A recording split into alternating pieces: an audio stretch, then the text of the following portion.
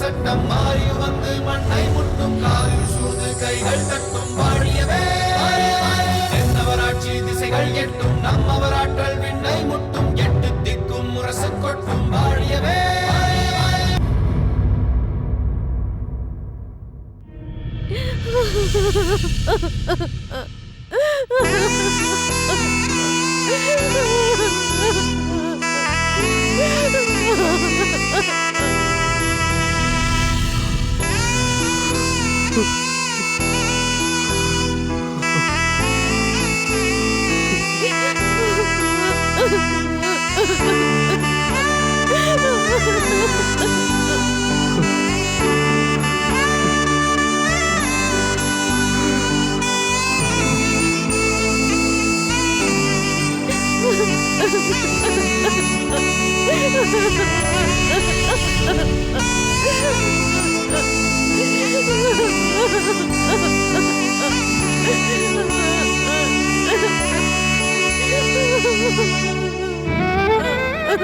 தாமரை,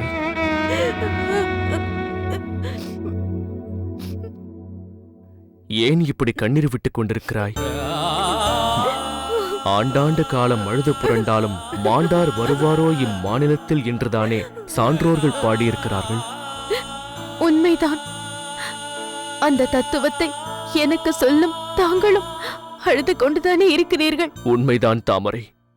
என்னதான் துக்கத்தை அடக்கிக் கொள்ள நினைத்தாலும் தன்னை மீறி கண்ணீர் வருகிறது. தானாடாவிட்டாலும் தன் தசையாடும் என்று சொல்கிறார்களே, அது இதுதான் போலிருக்கிறது. நீங்கள் சொல்வதும் சரிதான். வேளிர்குல ராணி எனக்கு அண்ணிதான். என் அண்ணனை மணந்து கொண்டு எங்கள் அரண்மனைக்கு வந்த பிறகுதான் எனக்கு அவரை தெரியும். ஆனால் தாங்கள் உடன் பிறந்த தம்பி அல்லவா? பிறந்தது முதல் அவர் பாசத்தை அனுபவித்தவர் அல்லவா? உண்மைதான் தாமரை. என் தந்தையை நான் பார்த்ததே இல்லை. தாயாரின் முகமும் நினைவில்லை. எனக்கு நினைவு தெரிந்து நான் பார்த்த முதல் முகமே என் அக்காவின் முகம்தான். தாயும் தந்தையும் இருந்து தந்திருக்க வேண்டிய பாசத்தை எல்லாம் என் அக்காதான் என் மீது பொழிந்தார். சின்னஞ்சிறு வயதில் நான் அவரைத்தான் என் அன்னையாக கருதினேன். அம்மா என்றே அழைத்தேன். அவர்தான் நான் அம்மா இல்லை கண்ணே, அக்கா என்று கூப்பிடு என்று சொல்லித் தருவார். அதெல்லாம் முடியாது, நீதான் எனக்கு அம்மா என்று சொல்வேன். அப்படியே இருக்கட்டும். ஆனால் உலக நடைமுறை என்று ஒன்று இருக்கிறதல்லவா, அதற்கேற்ப நீ என்னை அக்கா என்றுதான் அழைக்க வேண்டும் என்றார். அதன் பிறகுதான் நாட்கள் செல்ல செல்ல எனக்கு அது புரிந்தது. தாங்களாவது அவருக்கு உடன் பிறந்த தம்பி. ஆனால் நான் அவர் மணந்து கொண்ட கணவருக்கு தங்கைதானே.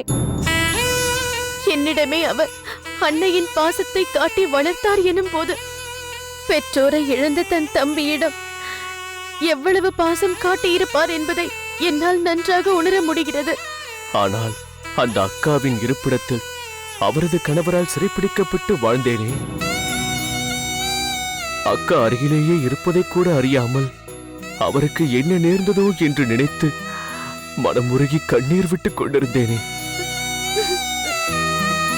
நேரில் பார்த்த பிறகும் நான் தான் உங்கள் தம்பி செடியன் என்று சொல்ல முடியாமல் தவித்தேனே.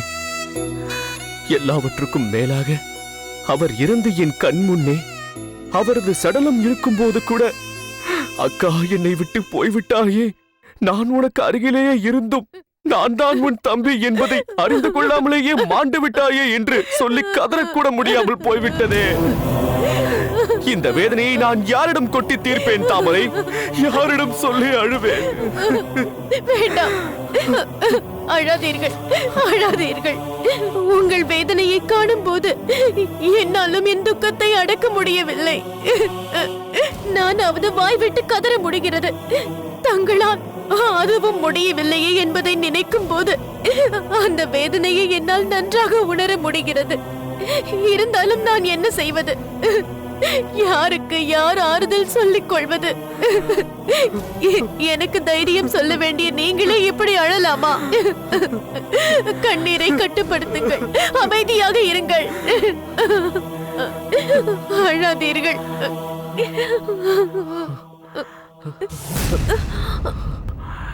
தாமரை, நான் ஒன்று கேட்டால் மறைக்காமல் சொல்வாயா? நான் உங்களிடம் மறைப்பதற்கு என்ன இருக்கிறது?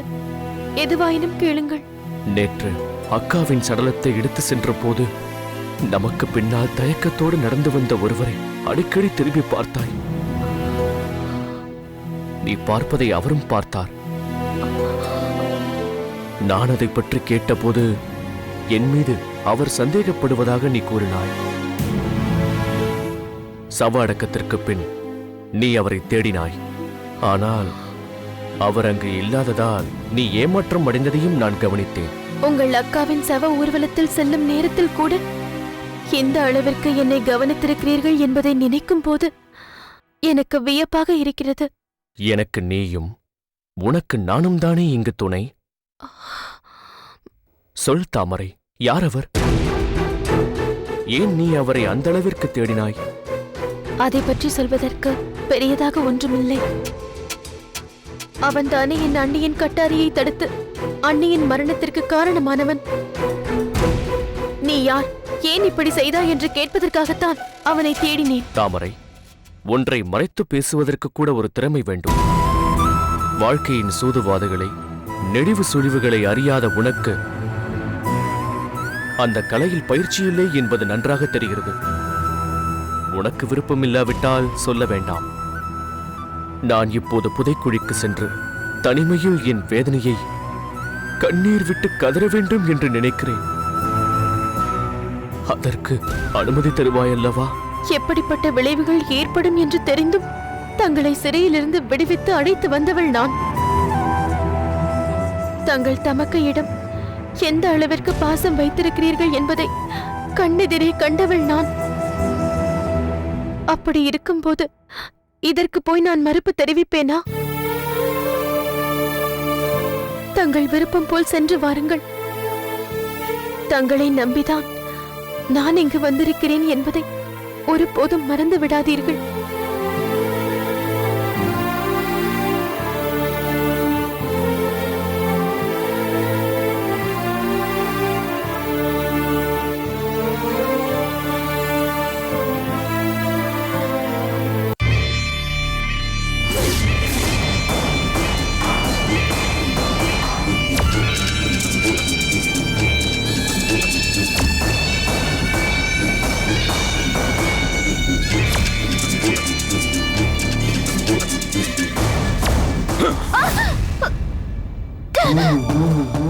அகப்பட்டுக் கொண்டால் அமைச்சர் பெருமானே.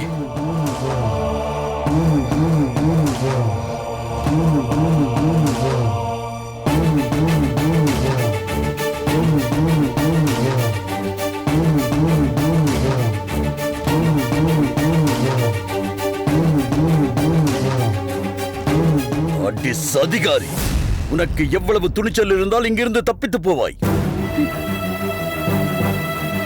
அதிலும் எங்கள் வேளிர் குல வீரனை கொன்றுவிட்டு தப்பி ஓடும் துணிச்சல் உனக்கு எப்படி வந்தது?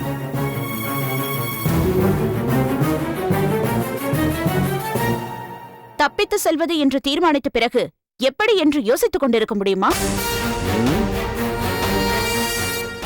அதற்காக ஒருவனை கொன்றுதான் தீர வேண்டும் என்றால் அதை செய்யாமல் இருக்க முடியுமா?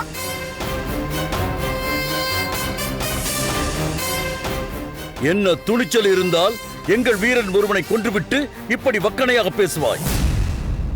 எதற்காக தப்பித்துச் சென்றாய்? இதென்ன கேள்வி? சிறைப்பட்டவர்கள் எப்படியாவது தப்பிக்கத்தானே முயற்சி செய்வார்கள். இத்தனை நாட்கள் அந்த அறையில் முடங்கி கிடந்தவளுக்கு இன்று மட்டும் என்ன நேர்ந்தது? உண்மையை சொல். எதையும் மறைக்க நினைக்காதே. அதை மறைக்க வேண்டிய அவசியம் எனக்கென்ன இருக்கிறது? உங்கள் சதி திட்டத்தை முறியடிப்பதற்காகத்தான் நான் தப்பித்து சென்றேன். சதி திட்டமா? எதை பற்றி கூறுகிறாய்? நயவஞ்சகர்களே, பேடித்தனமாக இரவோடு இரவாக சென்று பூம்புகார் அரண்மனையை பிடித்து விடலாம் என்று கனவு காண்கிறீர்களா? இதுதான் உங்கள் வேளிர்குடியின் வீரமா? உன் மன்னன் கரிகாலன் மட்டுமென்ன பெரிய உத்தமனா? அவன் செய்ததும் நயவஞ்சக செயல்தானே. தந்திரமாக பறையறிவிப்பு செய்து எங்கள் இளவரசியை உங்கள் நாட்டிற்கு வரவழைத்து விட்டானே, அது பேடித்தனம் அல்லவா? மாமன்னரின் இரக்கத்தை புரிந்து கொள்ளும் பண்பு உங்களுக்கு இல்லை. அதனால்தான் இப்படி இழிவாக பேசுகிறீர்கள். இறந்து போன ராணியின் முகத்தை இறுதியாக ஒருமுறை பார்க்கட்டுமே என்று அவர் செய்த நல்ல காரியத்தை இறுகி போன இதயம் கொண்ட உங்களால் எப்படி புரிந்து கொள்ள முடியும்? எப்படி வேண்டுமானாலும் இருக்கட்டும்.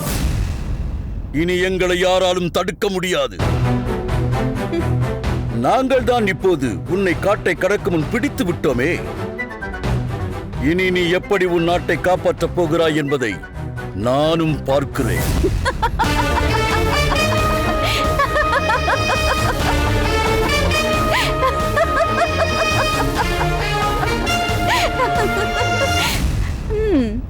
நான் இனிமேல் சென்று செய்தியை சொல்லித்தான் அவர்கள் எதிர்த்தாக்குதலுக்கு தயாராக வேண்டும் என்று நீங்கள் நினைக்கிறீர்களா? நீங்கள் திட்டமிடுவதை கேட்ட மறுகணமே நான் செய்தியை அனுப்பிவிட்டேன். அவர்கள் இப்பொழுது தயாராக இருப்பார்கள். நீங்கள் எப்படி அவர்களிடம் அகப்பட்டு தவிக்கிறீர்கள் என்பதை நேரில் பார்க்க வேண்டும் என்பதற்காகத்தான் நான் தப்பித்து ஓடினேன். நம்பாதீர்கள் அமைச்சர் பெருமானே, இவள் கதை அளக்கிறாள். நாம் இப்போதுதான் திட்டத்தை தீட்டினோம். இவள் அந்த அறைக்குள் சிறைப்பட்டு கிடந்தாள். அதற்குள் எப்படி செய்தி அனுப்ப முடியும்? முடியும். சற்று நேரத்திற்கு முன் நான் அடைந்து கிடந்த அறையின் சாளரத்தில் ஒரு புறா வந்து அமர்ந்ததையும் சிறிது நேரத்திற்கெல்லாம் அது பறந்து சென்றதையும் நீங்கள் யாரும் பார்க்கவில்லையா? இங்குள்ள செய்திகளை எல்லாம் நான் வழக்கமாக அப்படித்தானே அனுப்பி கொண்டிருக்கிறேன். என்ன உளறுகிறாய்?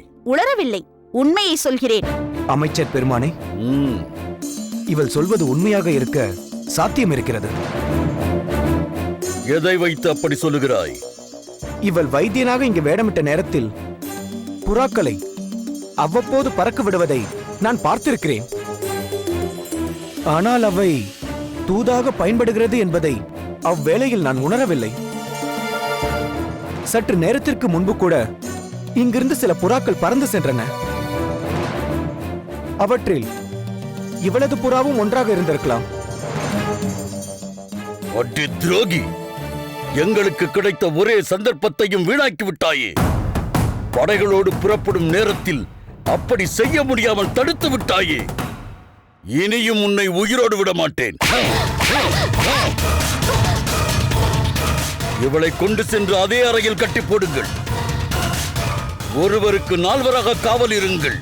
இவள் எப்படி தப்பிக்கிறாள் என்று நானும் பார்க்கிறேன். கொண்டு செல்லுங்கள். உத்தரவு. வா.